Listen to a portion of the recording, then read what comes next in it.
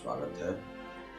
आज हम लोग देखेंगे तृतीय अध्याय का 24वां श्लोक और 24वें श्लोक के पहले श्री गुरु चरण सरोज रज निजमन मुकुशधार बरलो रघुबर बेवल सुजोदायक प्रचार बुद्धिहीन तनु जान के सुमरो पवन कुमार बल बुद्धि विद्या देहु मोहि प्रभु करि स्वीकार।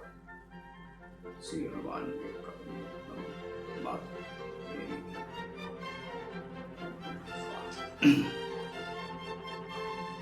24वां श्लोक। उत्सीदेवी मे लोका न कुर्याम कर्म चेदहम शंकरस्य च कर्ता स्यामु पहन्यामि मां प्रजा। यदि मैं नियत कर्म ना करूं तो ये सारे लोग नष्ट हो जाएं। तब मैं अवांछित जन समुदाय वर्ण शंकर को उत्पन्न करने का कारण हो जाऊंगा और इस तरह संपूर्ण प्राणियों की शांति का विनाशक बनूंगा। 25वां श्लोक। शक्ता कर्मण्य विद्वांसो यथा कुर्वन्ति भारत कुर्याद् विद्वांस अस्तथा शक्त अचिकीर्षु लोक संग्रहम। सक्ता आशक्त कर्मणि नियत कर्मों में, अविद्वांस अज्ञानी यथा जिस तरह कुर्वन्ति करते हैं, भारत ये भारतवंशी कुर्यात करना चाहिए, विद्वान तथा उसी तरह असक्त अनासक्त चिकीर्षु चाहते हुए भी, इच्छुक लोक संग्रहम सामान्य जन जिस प्रकार अज्ञानी जन फल की आसक्ति से कार्य करते हैं, उसी तरह विद्वान जनों को चाहिए कि वे लोगों को उचित पथ पर ले जाने के लिए अनासक्त रहकर कार्य करें। यह 25वां श्लोक है। 26वां श्लोक। ना बुद्धि भेदम जन्ये ज्ञानाम कर्म संगिनाम जोषयेत सर्व कर्माणि विद्वान युक्त समाचरण। विद्वान व्यक्ति को चाहिए कि वह सकाम कर्मों में आसक्त अज्ञानी पुरुषों को कर्म करने से रोके नहीं, ताकि उनके मन विचलित ना हो, अपितु भक्ति भाव से कर्म करते हुए वह उन्हें सभी प्रकार के कार्यों में लगाए, जिससे कृष्ण भावनामृत का क्रमिक विकास हो।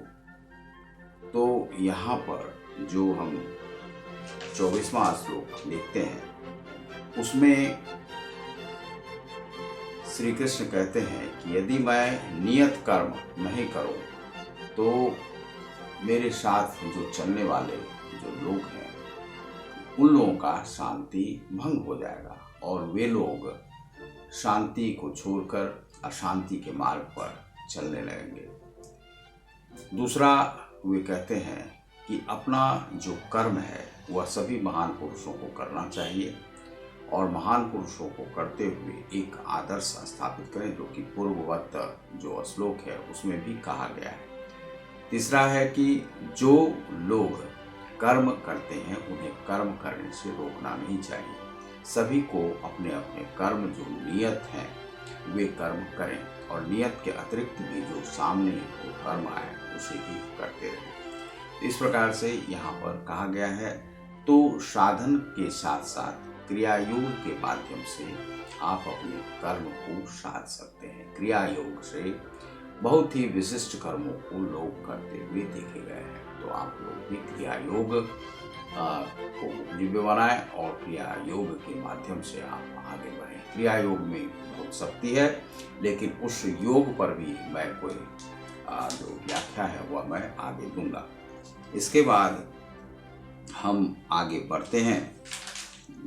24वां 25वां हो गया है, 26वां भी हो गया है। तो 27वां जो श्लोक है उसमें कहा गया, प्रकृते क्रियमाणानि गुणे कर्माणि सर्वशः अहंकार विमूढ़ात्मा कर्ताहमिति मन्यते। प्रकृते प्रकृति का, क्रियमाणानि किए जाकर, गुणे गुणों के द्वारा, कर्माणि कर्म, सर्वशः सभी प्रकार के, अहंकार विमूढ़ अहंकार से मोहित, आत्मा कर्ता करने वाला, अहम मैं हूँ इति इस प्रकार मन्यते सोचता है। जीवात्मा अहंकार के प्रभाव से मोहग्रस्त होकर अपने आप को समस्त कर्मों का कर्ता मान बैठता है, जबकि वास्तव में वे प्रकृति के तीनों गुणों द्वारा संपन्न किए जाते हैं। तो यहाँ पर यह कहा गया है कि जीवात्मा जो जन्म लेती है वह अहंकार के प्रभाव से मोहग्रस्त हो जाता है। अहंकार कि मैं हूँ, अपने आप को समस्त कर्मों का कर्ता मान बैठता है, जितने भी कर्म है उसका कर्ता मान, जबकि वास्तव में वे प्रकृति के तीनों गुणों द्वारा संपन्न किए जाते हैं। प्रकृति का जो तीनों गुण है उसके द्वारा वह संपन्न किया जाता है और मनुष्य अपने को मान लेता है। वह तो एक बुलबुले के समान है, लेकिन वह स्वयं में अहंकारी हो जाता है। वह समझता है कि मैं ही सारे कर्मों को करने वाला हूँ। तत्त्ववित्तु महाबाहो गुण कर्म विभागयो गुणा गुणेषु वर्तन्त इति मत्वा न संजते। महाबाहो, ये विशाल भुजाओं वाले अर्जुन से कहा जा रहा है, गुण कर्म भौतिक प्रभाव के अंतर्गत कर्म विभागयो भेद के, हे महाबाहो, भक्ति भावमय कर्म तथा सकाम कर्म के भेद को भली भांति जानते हुए जो परम सत्य को जानने वाला है वह कभी भी अपने आप को इंद्रियों में तथा इंद्रिय तृप्ति में नहीं लगाता है। केवल इंद्रिय सुख में ही जीने वाला जो लोग है उसे कहा गया है कि वह पापी है और उसका जो है वर्णन यहाँ पर किया गया है। प्रकृते गुण सम्मूढ़ा संजते गुण कर्मसु तान कृष्ण विदो मंदा कृष्ण विन्न विचालिए। माया के गुणों से मोहग्रस्त होने पर अज्ञानी पुरुष पूर्णतया भौतिक कार्यों में संलग्न रहकर उनमें आसक्त हो जाते हैं। यद्यपि उनके ये कार्य उनमें ज्ञानाभाव के कारण अधम होते हैं, किंतु ज्ञानी को चाहिए कि उन्हें विचलित ना करे। तो इस प्रकार हम यह 29वां श्लोक है उसमें हम देखते हैं कि जो ज्ञानी जन है वह इंद्रिय निग्रह के माध्यम से अपने कर्म को करते हैं और इंद्रिय सुख के लिए नहीं जीते हैं और क्रिया योग में भी इंद्रिय सुख के लिए जीना सही नहीं बताया गया है।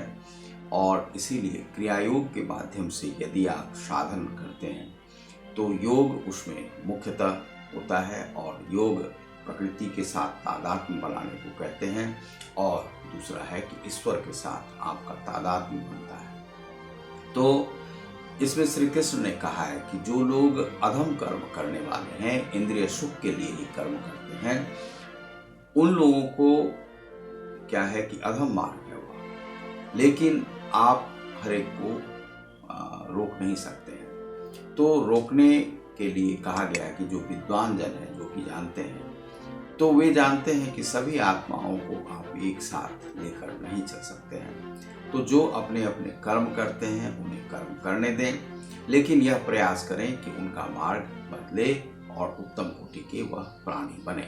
लेकिन उसमें बहुत समय लगता है मनुष्य को और वह सुधार एक ही जन्म में होने वाला नहीं है। तो आप देख रहे हैं ग्लोबल योग गीता को।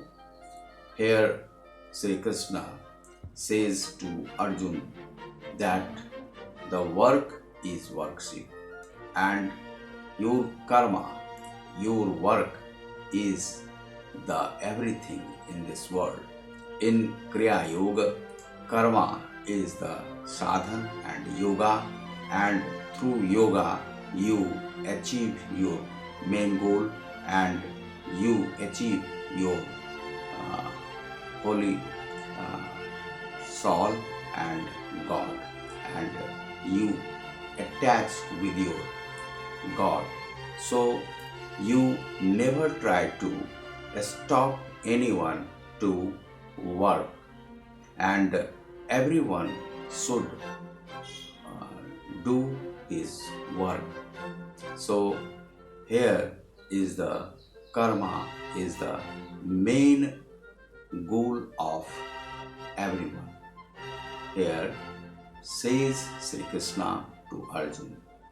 So this is the third lesson, and every asloka is saying about the karma and what is the karma. So thank you very much.